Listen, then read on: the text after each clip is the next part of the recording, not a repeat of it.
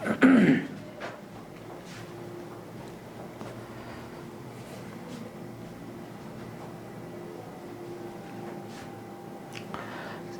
हमारा next question है, देखते हैं क्वेश्चन नंबर 4। कह रहा है two conducting wires of same material and of equal length and equal diameter are first connected in series and then parallel in a circuit across the same potential difference. The ratio of heat produced in series and parallel combination would be। अच्छा देखिए, कह रहा है कि same material का, same length का, same diameter का, इसका मतलब डायमेंशन सेम और मटेरियल सेम, इसका मतलब दोनों का रेजिस्टेंस हो गया सेम है। सेम डायमेंशन का वायर, सेम मटेरियल, मतलब दोनों का रेजिस्टेंस क्या हो गया, सेम हो गया। कह रहा है एक बार उसे आप सीरीज में कनेक्ट कर रहे हैं और एक बार आप उसे पैरेलल में कनेक्ट कर रहे हैं और पोटेंशियल डिफरेंस सेम है। तो कुछ इस तरह का दिखेगा सर्किट सीरीज में और पैरेलल में, ठीक है। तो हमें यहाँ पे निकालना है कि टोटल हीट कितना प्रोड्यूस हुआ है। आई यहाँ पर हम नहीं लेकर चलेंगे क्योंकि आई यहाँ पर बटेगा, तो हम क्या करेंगे, हीट जो प्रोड्यूस हो रहा है हमें रेशियो लेना है, तो हम V और R के टर्म में ही रखेंगे, ठीक है। अच्छा, एक बात और, यहाँ पे टाइम नहीं दिया है क्योंकि एनर्जी का फॉर्मूला में आता है V = I² RT, या एनर्जी का फॉर्मूला में आएगा V² R × T। तो टाइम है नहीं, तो हमें जब रेशियो चाहिए तो अब हम दोनों को बस सेम टाइम के लिए ऑपरेट कराएंगे, चाहे 1 मिनट के लिए दोनों को ऑपरेट कराएं, 1 मिनट इससे चलाएं, 1 मिनट इसे चलाएं, देखते हैं कितना हीट प्रोड्यूस हुआ। दोनों को 10-10 मिनट के लिए, टाइम से यहाँ पे मतलब नहीं है क्योंकि ये रेशियो है। तो इसका मतलब यही हुआ कि हम यहाँ पर बस क्वेश्चन को सॉल्व करने के लिए टाइम लेंगे, है ना, बट रेशियो आपका हमेशा सेम आने वाला है ना, जो आप किसी भी टाइम इंटरवल के लिए लीजिएगा तो। अच्छा, तो पहले यहाँ पर टोटल रेजिस्टेंस कितना हो जाएगा इस सीरीज सर्किट में, R और R 2R, ठीक है। तो जो हीट प्रोड्यूस होगा वो हो जाएगा V² / 2R × T। तो ये हुआ हीट प्रोड्यूस्ड इन सीरीज, ठीक है। अगर हीट प्रोड्यूस्ड पैरेलल का देखेंगे तो यहाँ के लिए हो जाएगा V² / RT, और इसके लिए भी हो जाएगा V² / RT, यानी कि टोटल हीट प्रोड्यूस हो जाएगा 2V² / R × T, ठीक है। अच्छा, अब हमें बस रेशियो लेना है, तो हीट इन सीरीज और हीट इन पैरेलल का हम रेशियो ले लेते हैं, ठीक है। इसके लिए क्या करेंगे, दोनों को डिवाइड कर देते हैं।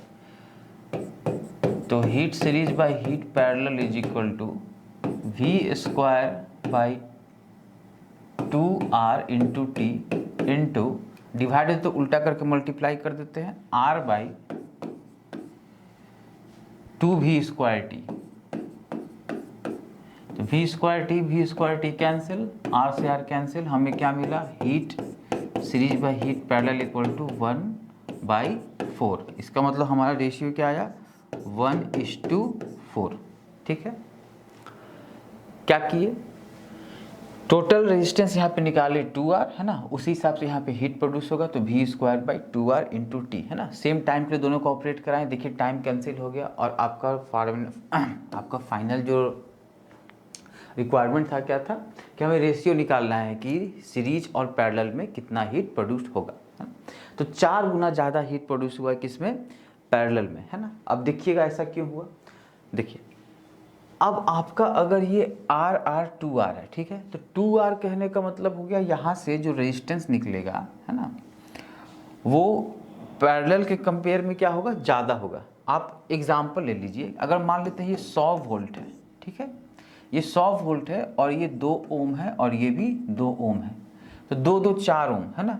तो 4 को जब हम डिवाइड करेंगे 100 से तो हमें करंट मिलेगा यहाँ 25 एम्पियर, ठीक है। I = V/R, ठीक है, तो 25 एम्पियर करंट मिल रहा है। अच्छा, यहाँ देखेंगे तो चूंकि रेजिस्टेंस सेम है तो सेम अमाउंट ऑफ करंट बढ़ रहा है, लेकिन टोटल रेजिस्टेंस अगर हम बात करें तो कितना हो जाएगा, R/2, है ना, R है तो रेजिस्टेंस हो जाएगा R/2, ठीक है। अच्छा, और ये है 100 वोल्ट, ठीक है। तो अच्छा 2R लिए है ना, अगर हम 2 ओम ले लेते हैं, देखिए इसे भी 2 ओम लेते हैं, तो ये अगर मेरा 2 ओम है, ये मेरा 2 ओम है, तो इक्विवेलेंस रेजिस्टेंस का कितना आएगा, इसका इक्विवेलेंस रेजिस्टेंस आएगा 1 ओम।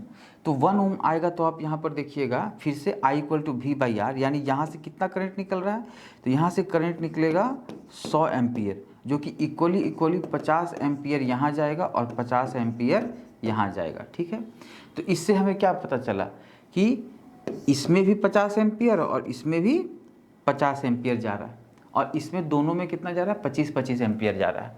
और आप देखेंगे कि जो करंट का जो डिपेंडेंस है हीट के लिए वो क्या है ना, मतलब हीट का जो डिपेंडेंस है करंट के लिए से कहना चाहिए है ना, वो क्या है, स्क्वायर टर्म में है। मतलब heat is equal to I square, मतलब करंट पे स्क्वायर फॉर्म में डिपेंड कर रहा है। इसका मतलब बहुत ज़्यादा आपको क्या हीट मिल जा रहा है, किस में, पैरेलल में, है ना। तो जब पैरेलल में कनेक्ट करें तो हमें हीट ज़्यादा मिला। ठीक है, इन कंपैरिजन टू जब हम दोनों रजिस्टर को सीरीज में किए थे। देखिए अब नेक्स्ट क्वेश्चन को देखते हैं। How is a voltmeter connected in circuit to measure potential difference between two points. Potential difference measure करना है, एक सर्किट बना कैसे समझते हैं। वोल्ट मीटर को कहाँ कनेक्ट करेंगे, आप वोल्ट मीटर को सर्किट के हिसाब से मान लेते हैं कि इन दो पॉइंट के बीच में हमें कैलकुलेट करना है। एक पॉइंट यहाँ है और एक पॉइंट यहाँ है, हमें इन दोनों के बीच में जब कैलकुलेट करना है तो हम वोल्ट मीटर को इस तरह से इसके पैरेलल में कनेक्ट करेंगे, है ना। जिस दो पॉइंट के बीच में हमें पोटेंशियल डिफरेंस मेजर करना है, हम उन दोनों के साथ पैरेलल कनेक्ट करेंगे। अब एक सर्किट आप ऐसा ले लीजिए कि इसमें एक से ज़्यादा कई रेजिस्टेंस हो, है ना, इस तरह का सर्किट है, या कहीं भी आपको जहां भी पोटेंशियल डिफरेंस मेजर करना होगा आप उसके अक्रॉस इस तरह से पैरेलल में कनेक्ट करेंगे। क्योंकि अगर करंट इस तरह फ्लो कर रहा है, करंट अगर इस तरह फ्लो कर रहा है, इसका मतलब क्या हुआ, इसका मतलब ये हुआ कि यहाँ का पोटेंशियल में डिफरेंस है, यहाँ का पोटेंशियल ज़्यादा है, यहाँ का कम। ठीक उसी तरह है ना, पानी की तरह ही काम करता है। पानी जिस तरह हाई एल्टीट्यूड से लो एल्टीट्यूड जाता है, ठीक उसी तरह करंट भी हाई पोटेंशियल से लो पोटेंशियल। तो यहाँ जितना आपका पोटेंशियल है, यहाँ का पोटेंशियल में क्या होगा, डिफरेंस, यहाँ का यहाँ पोटेंशियल डिफरेंस, यहाँ का पोटेंशियल में डिफरेंस, है ना। तो हाई पोटेंशियल से लो पोटेंशियल का करंट जो है आपका फ्लो कर रहा है। ठीक है,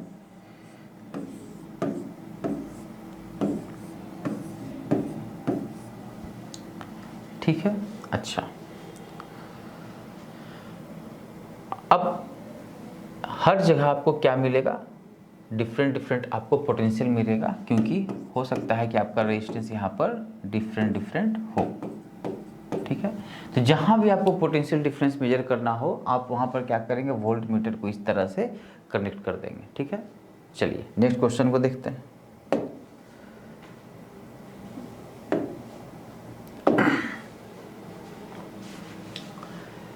copper wire has diameter 0.5 millimetre. ठीक है, अच्छा हाँ, एक ध्यान रखिएगा, और है ना, इस चीज़ को ध्यान रखिएगा कि बोल दिए कि पैरेलल में ही कनेक्ट करना है ना, पैरेलल में ही कनेक्ट करना है वोल्ट मीटर को। देखिए next question, A copper wire has diameter 0.5 mm and resistivity of 10 to the power, ये -8 होगा ना, ऊपर होगा 10 का पावर -8, है ना, ये नहीं होगा, यहाँ प्रिंटिंग मिस्टेक है। 10 का पावर -8 ओम मीटर, और what will be the length of this wire to make its resistance 10 ohm. ठीक है, देखिए रेजिस्टेंस बनाना है और रेजिस्टिविटी दिया हुआ, जो फॉर्मूला जानते हैं वही लिखेंगे, resistance equal to rho L by A, है ना।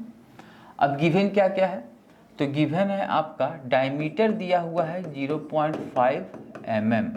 ठीक है, अब इसमें थोड़ा सा कैलकुलेशन ना ये टफ होगा, क्योंकि रेडियस हो जाएगा पहले तो आपका 0.5/2 mm, और mm को मीटर में बदलेंगे तो इंटू 10 का पावर -3 मीटर। स्टैंडर्ड ले लेंगे हर चीज़ को, हर जगह देखिए आपका ओम मीटर है। ठीक है, लेकिन यहाँ पर क्या दे दिया है, मिलीमीटर में दिया है। एक्चुअली होता है क्या है कि जब हम क्वेश्चन सॉल्व करने जाते हैं तो यही सब बारीकी जो है छूट जाता है, और हमारा सब कुछ सही रहेगा बट फाइनल आंसर नहीं आएगा। ठीक है, अच्छा अब जब यहाँ पे हमें रेजिस्टेंस पता है 10 ओम, अब बस फॉर्मूला में पुट कर देते हैं 1.6 इंटू 10 का पावर -8, लेंथ हमें निकालना है और एरिया हो जाएगा पाई 0.5/2 इंटू 10 का पावर -3 का होल स्क्वायर, है ना। अच्छा, तो लेंथ इज इक्वल टू 10, यहाँ ओम लिखने की ज़रूरत नहीं है, 10 into pi into 0.5 into 0.5 into 10 to the power -6, ठीक है।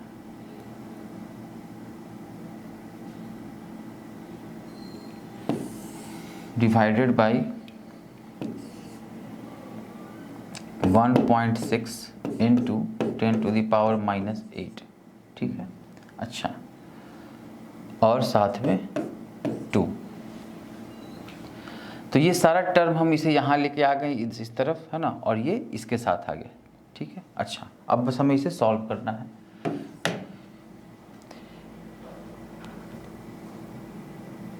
एक पॉइंट से एक पॉइंट कैंसिल कर दिए, 10 का पावर -6 है, ठीक है। इस पॉइंट को काटे, नीचे 10 लिखें,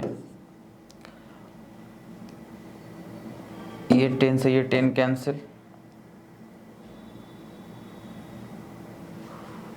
ठीक है। 5 5 या 25 इंटू 10 का पावर -6 डिवाइडेड बाई 10 का पावर -8 इंटू 2, ठीक है। और यहाँ पे साथ में पाई, तो ये हो जाएगा आपका 12.5 पाई इंटू, अब ये 10 का -8 ऊपर जाएगा तो क्या हो जाएगा +8 इंटू 10 का पावर 2, ठीक है।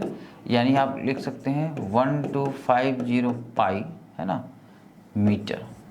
इतना लंबा हमें, है ना, लेंथ चाहिए वायर का, तब जाकर के रेजिस्टेंस कितना होगा, 10 ओम रेजिस्टेंस होगा, है?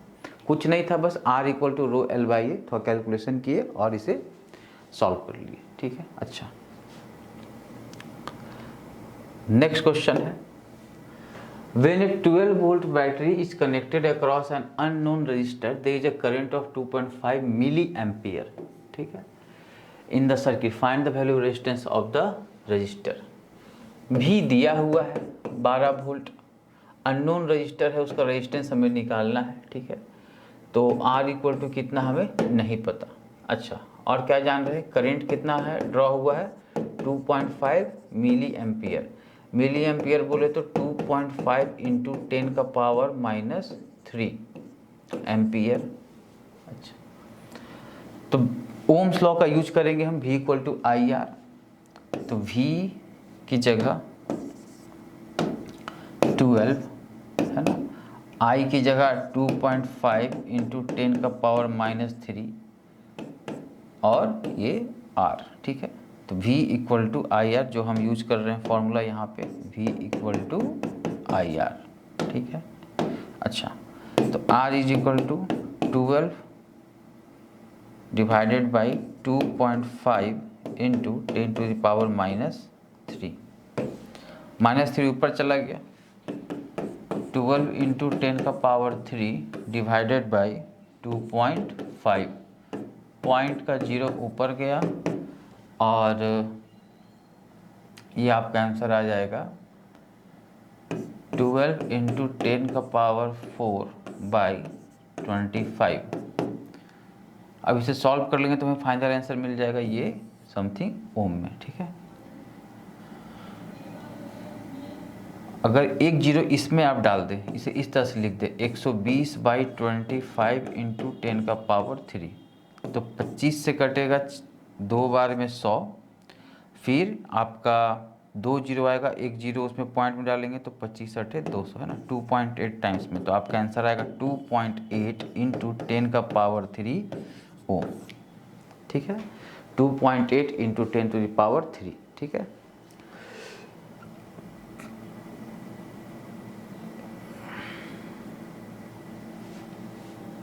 सॉरी 4 बार में कटेगा ना, 4.8।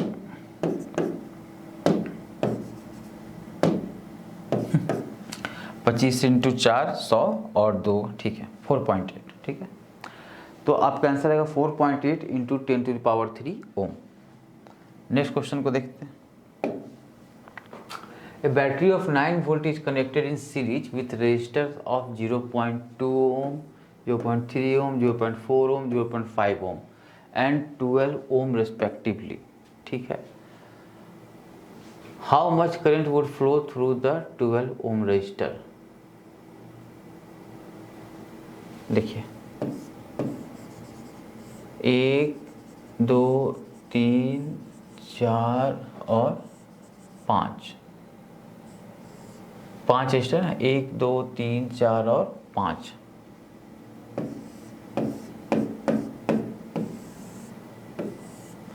अगर ये सारा जो आपका रजिस्टर है जैसे कि 0.2 ओम, 0.3 ओम, 0.4 ओम, 0.5 ओम और 12 ओम, ये सारा रजिस्टर जो है वो आपका कनेक्टेड है सीरीज में, ठीक है। और ये बैटरी है 9 वोल्ट का। तो बोल रहा है कितना करंट आपका फ्लो करेगा 12 ओम रजिस्टर से। तो जितना भी इसका इक्विवेलेंस होगा, है ना, उसके हिसाब से यहाँ से करंट फ्लो करेगा, ठीक है। तो इक्विवेलेंस निकाल लेते हैं। जितना करंट यहाँ से जाएगा वही करंट तो सब में जाएगा, बस हमें इक्विवेलेंस रेजिस्टेंस निकाल करके उससे करंट को हमें निकाल लेना है। तो जितना करंट टोटल निकलेगा वही सब में जाएगा, सीरीज सर्किट है। अच्छा, तो 0.2 प्लस 0.3 कितना हो जाएगा? 0.5, 0.51 और ये हो जाएगा 1.4 यानी 13.4। तो टोटल रेजिस्टेंस जो हो जाएगा कितना हो जाएगा? 0.2 प्लस 0.3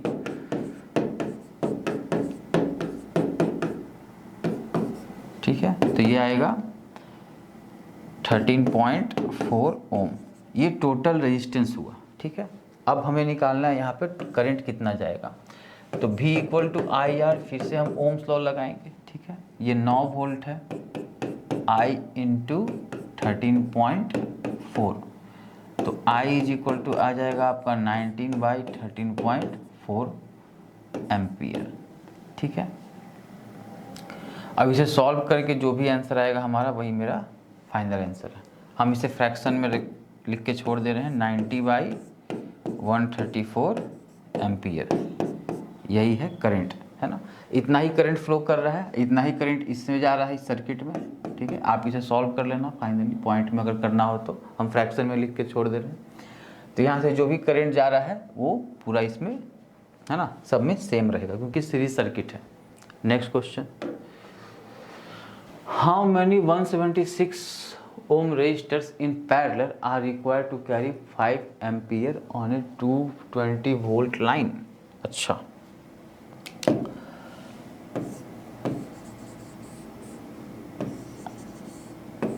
अब कितना 176 को हम यहाँ पे कनेक्ट करेंगे नहीं पता, ठीक है।